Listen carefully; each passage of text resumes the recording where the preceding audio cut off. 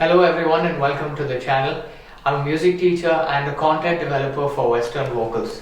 Today's video is going to be kind of like a continuation of last time.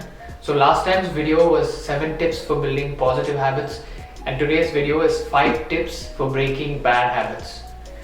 What I'm also going to try and do is to simplify it as much as I can this time because I feel like last time it was very technical. So let's get to it. Number 1, identity-based habits. So I explained before how identity conflict is the biggest barrier to change. And if you've been doing something for a while, if you've had your bad habit for a while, it's highly likely you've developed an identity around that bad habit. So if you've been a smoker for a while, it's highly likely that your peer group, your friend group, the places you hang out in all facilitate smoking. This is because you've built a lifestyle around your habit. So in order to change it, you actually have to change your identity. You notice what are the things that a non-smoker does and you do those things. Now this is a really hard change because oftentimes it involves completely changing your lifestyle. You might even have to cut certain people out of your life to facilitate growth. Continuously putting yourself in an environment that's constantly giving cues for your old behavior makes it even more difficult for you to actually give up that thing. Because your environment is constantly giving you temptations and reasons to go back to doing things the way it was. You need to prime your environment so that returning to the old habit is actually more difficult. So how do we do this? How do we create our environment accordingly so that it reduces the likelihood that we would continue our bad habit? So I mentioned before about how habits have 4 stages. So the first one is cue. So let's deal with this first. So the first thing we can do regarding the cue is to make it invisible. We want to reduce exposure and remove the cues for bad behavior from our environment. For example, if you have a binge eating problem, the smell of food or even the sight of food could be your cue. One of the things you could do is to set a rule for yourself where you don't allow snacks inside the place where you work, so you're not likely to keep snacking all day as you're working or studying. Another thing that you can do if you're studying from home or working from home is to pick an area to work which is the furthest from the kitchen where you can't smell what food is being made during lunchtime. So what I'm trying to explain here is you minimize the cue in your environment. So if binge eating was your problem, you try to minimize the smell of food and the sight of food as much as possible. It also doesn't help if on your break you're going to Instagram and watching videos of Salt Bay, because that is a cue. So keep that in mind. The second part is the craving. This is the underlying desire we have that actually drives us towards performing the behavior. Like for example, if you're addicted to Netflix, what you crave there is the emotional roller coaster of watching your favorite show, right? If it's an action sequence, then you get a certain amount of thrill from watching things explode, guns fire, etc. If it's a romantic show, then there's a certain amount of excitement and entertainment value you derive from the romantic tension between characters, etc. So whatever it is, there's a certain amount of entertainment value that these shows are providing us with, which is a very attractive way to spend our time. Because we go through the same emotions that the character is going through, and on some subconscious level, we actually feel that whatever's happening to the character is happening to us, right? This is why we watch movies. We associate with the protagonist. So we have to find a way of making it unattractive. If I continue this habit or this behavior every day for like let's say 4 months or 5 months, I actually add up how many hours am I going to be spending in the next 6 months just watching the show, and what will I gain from it. Like 6 months from now will I have more skill at something, or will I be a better person if I continue watching this show for 4 hours every day? What kind of value is it adding to my life?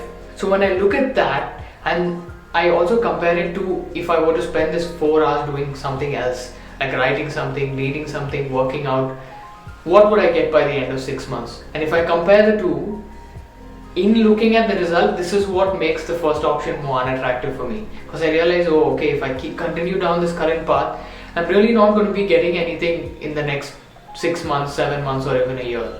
Especially when I compare it to other positive habits. I'm not trying to make you feel guilty for watching your favorite shows on Netflix. Like continue to do that. Of course in life we need certain amount of entertainment and fun as well. Just keep it under control. So the next part of the habit is response. Right? This is the action that we take. This is what we do to satisfy the craving. To deal with the response part, we make it difficult, which is to say that we add as many steps between us and performing the behavior as possible.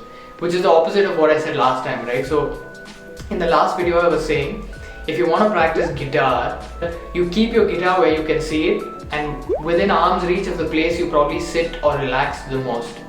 Because then you're more likely to, when you're just sitting down and relaxing, you're more likely to just grab it and start practicing, right? If it's locked in a cupboard and you have to go take a key, open it, take it out from the case, wipe it and do all of that stuff and practice, you know, it's gonna lead you to practicing a lot less than you would if it was just lying on your bed. So the same way, let's just say while you're studying or while you're working, you're trying to not get distracted by your phone.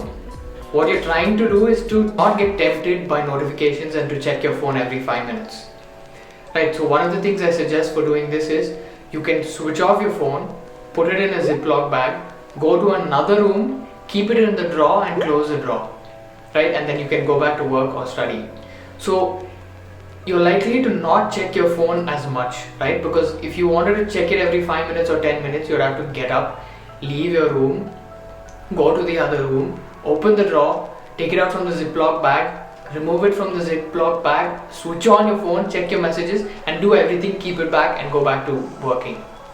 So because it's such a pain, such a long, laborious process, in your mind, checking your messages every 5 minutes actually becomes more of an annoyance than an ease, right? Where you have, if you have it right next to you, right? So what I'm trying to say is add as many steps between you and your undesired behavior as possible. Create as much distance between you and your undesired behavior as possible. The last part of a habit is the reward. This is what we get in return for doing it. So usually the reward is to satisfy the craving that we have. Like for example, when I talked about Netflix, you have a craving to watch your show and go through those certain emotions or that emotional roller coaster. And the satisfaction you get or the reward you get is when you watch it, you satisfy that need to feel whatever you're trying to feel. Another thing is coffee.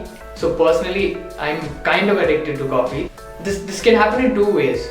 Two kinds of rewards. So one is to satisfy the feeling that you crave from coffee, which is you get slightly more energy. And the second is the taste. So I'm like highly addicted to the taste of coffee. So at a certain time in the morning, I can just taste it in my mouth and I have to drink that cup, you know. So the reward I get is to satisfy that craving.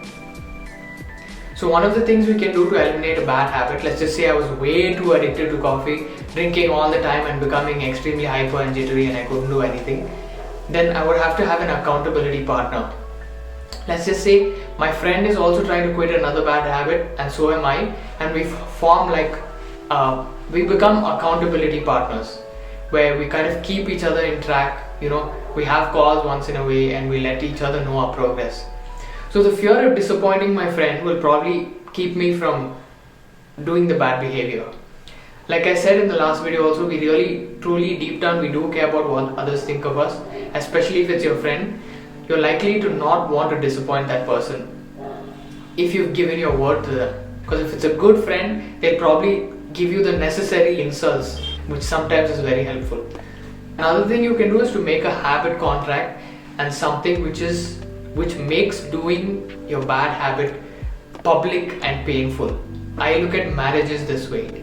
So when you take your vows in public, this kind of becomes like a public habit contract where you now take a vow to make sure that you have the habit of not acting on impulsivity. Because your commitment to this partner means that much to you and you're both trying to build something together. So just to recap, the first thing I spoke about was identity-based habits. In order to get rid of bad habits, we actually have to change our identity, right? From becoming, like for example, a smoker to a non-smoker. Then we spoke about habits, the 4 stages of a habit. So what to do to eliminate the cue of bad habits from your environment, right, is to make it invisible. And then how we deal with the craving is we make it unattractive. Then for the response part, we try to make it difficult. And lastly, for the reward part, we make it an unsatisfying or unappealing thing to do. Thank you for watching. If you found this video helpful, please leave me a like. It helps me out a lot. Consider subscribing if you want more content like this. If you would like 7 tips for building positive habits, you can click on the first video. And if you would like 7 tips for dealing with performance anxiety, you can click on the second video. See you there.